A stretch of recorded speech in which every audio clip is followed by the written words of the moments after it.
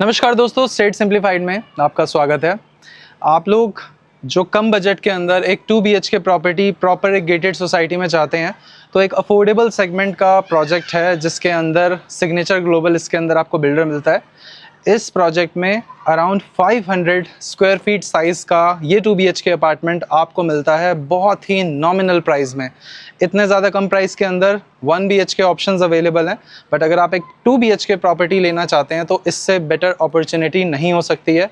अगर आप लोन करवाना चाहते हो तो this property is loanable from any bank, HDFC, SBI, PNB, whatsoever जो आपकी बैंकिंग चॉइस है, आप इसको ले सकते हो। सोसाइटी के अंदर ओपन कार पार्किंग वाला कंसेप्ट होता है जिसमें आपको first come first serve basis पे कार पार्किंग मिल जाती है। ऑब्वियसली जो प्राइस पॉइंट है उसके ऊपर आप ये चीज़ समझ चुके होंगे। नीचे अगर हम देखते हैं तो ये हमारा इंटरनल पार्क है जो हमें हमारी बालकनी से दिखाई देगा और इसके अंदर आपको बच्चे खेलते कूदते नज़र आ रहे होंगे, झूले लगे हुए हैं। पार्किंग का कंसेप्ट देखते हैं तो इस तरह की कुछ पार्किंग है और सामने जो आप एक टावर देख रहे हो उसके साथ में जो लो राइज सेगमेंट है that is the commercial part of this project. तो आपको सामने की तरफ शॉप्स एंड ऑल भी मिल जाएंगी जिसमें अपना खाने पीने और ग्रोसरी की जो सारी आवश्यकता है वो पूरी करी जा सकती है। आपको ये प्रॉपर्टी अगर लेनी है तो इसका प्रॉपर्टी कोड इधर है, इसके साथ में कॉल बैक कर सकते हैं। बाकी एक बार स्टार्ट से लेकर एंड तक देखते हैं, मज़ा आएगा। प्रॉपर्टी काफ़ी बढ़िया और सॉर्टेड है इस प्राइस पॉइंट के हिसाब से। आइए।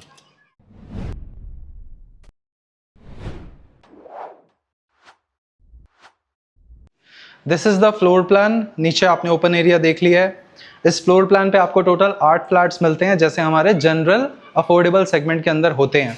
सामने की तरफ 4 फ्लैट्स होंगे आपके और ये हमारा जो कॉमन स्टेयरकेस है, एक इस तरफ मिलता है, एक इस तरफ मिलता है। इसकी चौड़ाई काफ़ी ज़्यादा होती है। इसमें सामान वामान लेके जाना हो तो आराम से उतारा चढ़ाया जा सकता है। बाकी अगर लिफ्ट से सामान लेकर आना हो तो हमारे पास 2 लिफ्ट्स अवेलेबल हैं on the left hand side and right hand side. उसके बाद घूम जाते हैं, ज़रा कैमरा घुमाते हैं, आगे की ओर चलते हैं। सो ये आपके अपार्टमेंट की एंट्री मिलती है आपको। सामने आपने देख लिया आपका apartment. Since it's a corner unit तो आपको ये लेआउट के साथ में प्रॉपर्टी मिलती है। जैसे ही आप अंदर आओगे सबसे पहले हमारा लिविंग एरिया रहता है, सामने किचन स्पेस रहता है। आप में से जो लोग बोलने वाले हैं कि ये क्या लेआउट है जिसमें आप घुसते ही सामने किचन देख रहे हो, तो गाइज ये लेआउट बदला जा सकता है। आप इसके अंदर एक पार्टीशन क्रिएट कर सकते हो। उस पार्टीशन के साथ में अगर आप इसे एक्सटेंड कर देते हो अराउंड 6 फीट के आसपास, तो 6 फीट का पार्टीशन एक्सटेंड करने के बाद में आपकी किचन बिल्कुल सेपरेट हो जाएगी। यहाँ पे प्रॉपर लिविंग एरिया सेटअप किया जा सकता है। और लिविंग एरिया सेटअप करने के बाद में अगर एक बार इस कॉर्नर पे आते हैं, सामने आइए प्लीज़ एक बार। मतलब अगर इस पॉइंट से अपने लिविंग एरिया को सेटअप करते हैं तो हमारे पास लगभग इतना स्पेस बच जाएगा। और इसके डायमेंशन कितने बचेंगे, यहाँ से 10 फुट ले लेता हूँ मैं हमारे लिविंग एरिया के लिए, और जो चौड़ाई हम इसकी लेते हैं वो ले लेते हैं 10 फीट। तो 10 बाई 10 का स्पेस हमारे लिविंग एरिया के तौर पे काम आ जाएगा। और यहीं से आगे देखोगे तो ये जो बचा हुआ स्पेस है पूरा, विच इज़ अराउंड 7 फीट, तो 7 फीट के आसपास आपको ऐसे और 10 फीट के आसपास आपको ऐसे 7 बाय 10 का किचन स्पेस हो गया और 10 बाय 10 का प्रॉपर लिविंग एरिया हो गया, जिसमें आपको एक विंडो नेचुरल लाइट और वेंटिलेशन के लिए इधर मिल गई। और इससे बाहर भी देखते हैं तो सामने आपको टावर ही दिखाई देगा। और इस तरफ देखते हैं तो मेरे पास एक ये यूटिलिटी बालकनी है जो कि आप देख सकते हो कैसी दिखती है। थोड़ा सा आगे बढ़ के आपको दिखा देते हैं। इसके डायमेंशन है 6 फीट बाय 5 फीट के आसपास। तो ये हो गया हमारा सबसे पहले लिविंग एरिया स्पेस। मैं आपको दोबारा से ब्रीफ कर दूं, 10 बाय 10 का स्पेस हमारा लिविंग एरिया, उसके बाद हमारा 7 बाय 10 का स्पेस हमारे किचन के लिए हो जाता है।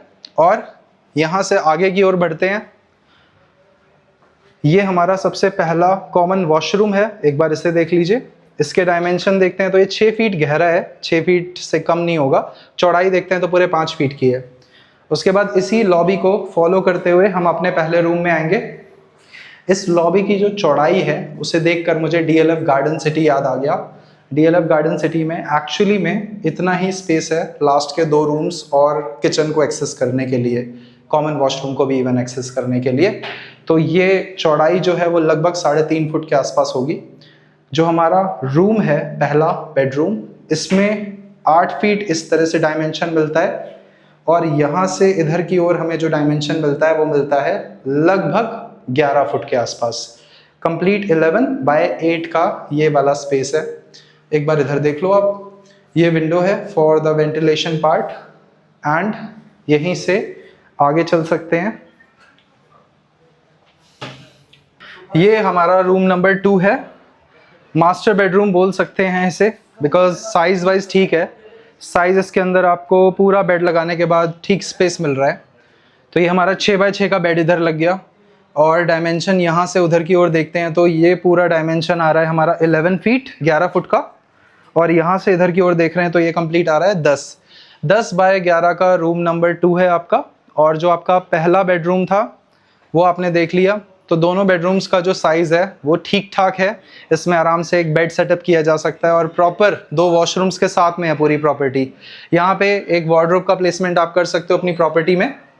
और ये वाला वॉशरूम थोड़ा बड़ा हो जाता है, ये ऑलमोस्ट मतलब 6 फीट के आसपास है। और यहाँ से इधर की ओर 7 फीट के आसपास है, 7 बाय 6 मोटा मोटा आप कैलकुलेट कर लो। ये आ जाती है हमारी बालकनी। इस बालकनी पे आते हैं तो इसकी पूरी लंबाई 6 फीट है और यहाँ से चौड़ाई इसकी देखते हैं तो ये हमारे पास लगभग 5 फीट या पौने 6 फीट के आसपास होगी। सामने से आप थोड़ा सा व्यू देख लीजिए इस सोसाइटी में क्या क्या है। सामने आप देखते हो तो ये लो राइज सेगमेंट है इसका, जो ground plus first second third 4 माले वाला कंसेप्ट है। उसके बाद जिसमें हम खड़े हुए हैं this is your 2 BHK high rise वाला कंसेप्ट। उस तरफ देखते हैं तो वो भी सिमिलर कॉन्फ़िगरेशन ऑफर करता है। इसी प्रोजेक्ट में 85 to 90 लाख के सेगमेंट में 3 BHK प्रॉपर्टी भी अवेलेबल है। और अगर आप इसे लेना चाहते हो तो ये द्वारका एक्सप्रेसवे से जब आप आएंगे अंदर की ओर तो सेक्टर 107 जहाँ पे M3M वुडशायर प्रोजेक्ट बना हुआ है उसके पास का ये प्रोजेक्ट है। डेवलपर का नाम सिग्नेचर ग्लोबल है, जिसका नाम आपने सुना होगा, जो कि अब लग्जरी सेगमेंट के अंदर भी कई सारे प्रोजेक्ट्स को बनाते हैं। तो आप इस प्रोजेक्ट से रिलेट कर सकते हैं कि हमारे जो डेवलपर की रेपुटेशन है वो क्या है, कैसी है। बाकी अगर आप ये प्रॉपर्टी लेना चाहते हैं तो it's in ready to move condition. अगर आप लोन कराना चाहते हो तो लोन की पॉसिबिलिटी है इसके ऊपर, आप लोन भी करवा सकते हो। लीगल टेक्निकल साउंड प्रॉपर्टी रहेगी, रजिस्ट्री इसके अंदर रहेगी प्रॉपर। और किसी भी बिल्डर फ्लोर में या कॉलोनी के अंदर पैसा लगाने से फार बेटर ऑप्शन है कि आप एक ऐसा प्रोजेक्ट लीजिए जो वक्त के साथ आपको एप्रिसिएशन भी दे। अगर आप इन्वेस्टमेंट के तौर पे इसे चूज़ करते हैं तो आपको रेंटल इनकम ठीक ठाक मिल जाएगी, बिल्कुल डिसेंट रेंटल इनकम, जो कि एक इस तरह के प्रोजेक्ट से निकाली जा सकती है। अगर आप इस तरह की प्रॉपर्टी को सेमी फर्निश कंडीशन में रेंट आउट करते हो तो लगभग 13-14 हज़ार रुपये का रेंटल आ जाता है। और अगर आप इसे फुल फर्निश कंडीशन में रेंट आउट करते हो तो अराउंड 20,000 रुपीज़ तक का रेंटल आपका इसमें आ जाता है। बाकी आपको ये प्रोजेक्ट कैसा लगा हमें ज़रूर बताइएगा। प्रॉपर्टी कोड इधर है, नंबर्स नीचे हैं। और अगर आपके पास ऐसी कोई प्रॉपर्टी हो जिसे आप रेंट आउट या सेल आउट करना चाहते हो तो उसके लिए आप हमसे कॉन्टैक्ट कर सकते हैं। मैं मिलता हूँ अगली वीडियो में। नमस्कार दोस्तों।